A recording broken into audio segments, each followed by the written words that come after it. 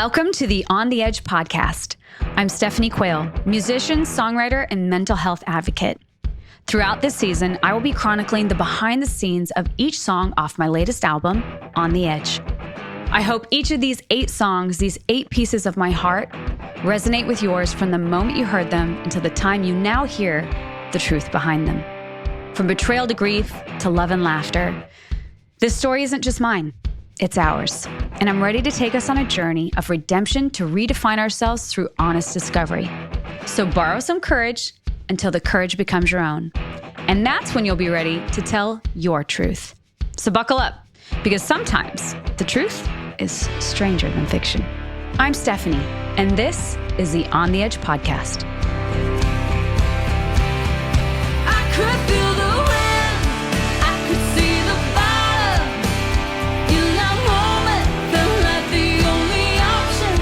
Then I turned around, 'cause on the get back up count, I had to touch the edge to know the line. I get asked all the time, how do I have so much energy? How do I do it all between the travel, early mornings, late night performances, and projects I'm working on at any given time? I'm gonna let you in on my greatest self-care secret: water. And no, not just the amount of water, it's the type of water. You've probably seen me carrying around a blue bottle. Well, enter Splendor Water. Splendor Water is a volcanic water sourced from the Andes rainforest in La Mana, Ecuador. I've actually been to the source. I guess you could say I am source verified. What's wild about this water is that when it filters through the lava rocks of the Cotopaxi volcano, the water naturally picks up colloidal gold and silver minerals and other natural electrolytes our bodies need to stay truly hydrated. And when it comes to taste, nothing compares to Splendor. I crave it.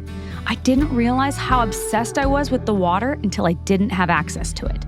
Now I check a bag just to ensure I always have it with me. So if you're ready to increase hydration and energy, Splendor is offering only to the On the Edge listeners 15% off your first order with code EDGE15. That's 15% off your first order with EDGE15.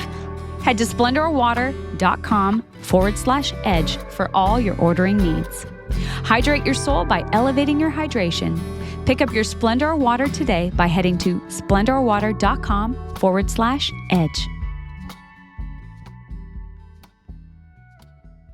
We should all be the main character in our own lives, right? You are the leading lady or the main man of your own story.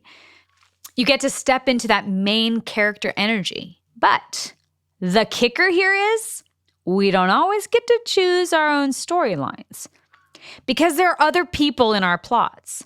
So we don't always get to write our own obstacles we overcome. We can be the hero, but we can't be in control of our specific overcomer story. And even if we could script everything out ourselves, I'd take a bet that there are parts of your life that you still couldn't even make up if you tried. Because sometimes the truth is stranger than fiction. Pull up a seat and have yourself a listen. Start at the end to get to the beginning. Hell, I wouldn't believe it if I didn't live it. Sometimes the truth is stranger than fiction. Hi, friend. Welcome back to On the Edge. It's me, Stephanie. Thanks for being here. In our last episode, we talked about my song Charmed and how even the best of hearts and the most intelligent of minds get charmed. If you haven't had a chance to take a listen, go ahead and hit play on that episode before heading into this one. It's a doozy. As my healing journey continued and I started to trust myself again, I was finally able to step into my next stage of my grief process. That's where the song Fiction comes into play. Within a few weeks after he died, I moved into a new place as I picked up the pieces of my life. At this point, I truly thought I would never sing or perform again. I remember saying to myself, what's the point? My heart was so shattered. I just didn't see how I could possibly do anything that I loved ever again, especially something as close to me as my music. That is until my friends rallied around me and they said, you have to get back out on stage. And I remember that time I performed, I remember wearing this sleeveless button down. It was like red and white checkered. And I remembered singing differently. My voice had so much pain in it. And the only way to get that pain out was by singing. It was then that I was able to find just a touch of lightness to get through the heaviness of the situation that was my reality. And that's a perspective I wrote fiction from. All of us were wearing black dresses. I just thought he had a lot of exes. He was always the life of the party. Each one of us thought we were his only, but slowly the truth came out, and it's a real good story. So this probably has one of the best stories behind the songwriting process. This song was a total rewrite. There was a moment where Tori, my co-writer extraordinaire, and I were both playing our instruments. And if you can just think of the image of, I think it was Animal behind the drum set, like we're just playing like we're going out of style. And the content in the lyrics, like we pushed it all the way to the edge, maybe a little too far. We actually did. And that's why we went ahead and rewrote it so that we could make it fit within the body and the context of the album. This is the magic of country music, to take something really heavy and bring some light into it. You think of Loretta Lynn, you think of Tammy Wynette, you think of Dolly Parton, you think of Reba, you think of Trisha. They are masters at finding the heaviness of a lyric with a bop of a melody.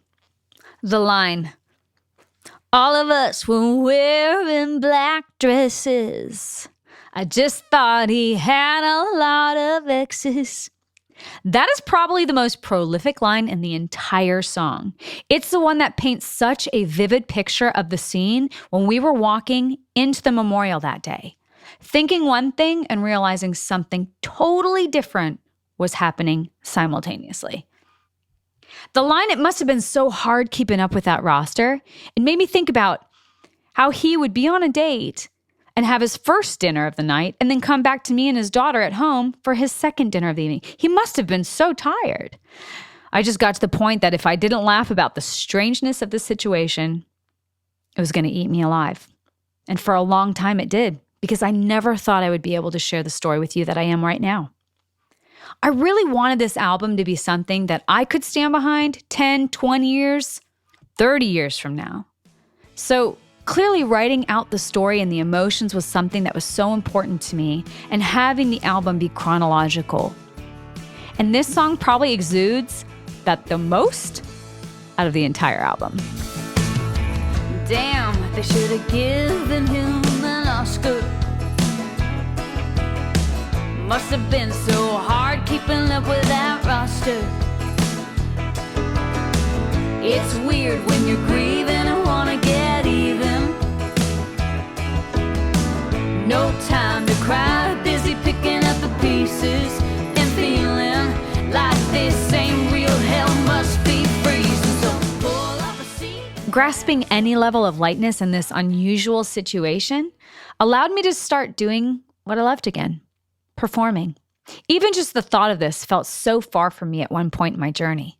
But slowly, very slowly, years slowly, I was able to pick up the pieces of myself again by accepting the full reality of what had happened. And that includes my part in it. And you can do the same too. This is how I believe we are able to get through things. Because we are all going through the same things, just different versions of the gray, because really nothing is black and white. So while maybe this storyline isn't exactly yours, but if it is, you better call me. When you're experiencing something you just can't wrap your head around, I hope you're able to borrow some courage from this song. You can hear this melody, think to yourself, some things are just stranger than fiction, and be reminded that you're not alone. If you feel that your situation is taking you under, is pulling you down, Search and fight for any level of lightness because it'll be what gets you through. Because while you can't always pick your storyline, you can be the main character in your life, even when the truth is stranger than fiction. Pull up the seat and have yourself a listen. Start at the end to get to the beginning. Hell, I wouldn't believe it if I didn't live it. Sometimes the truth is stranger than fiction. This show is produced by Elizabeth Evans Media Productions. All rights reserved. 1, 2, 3, 4.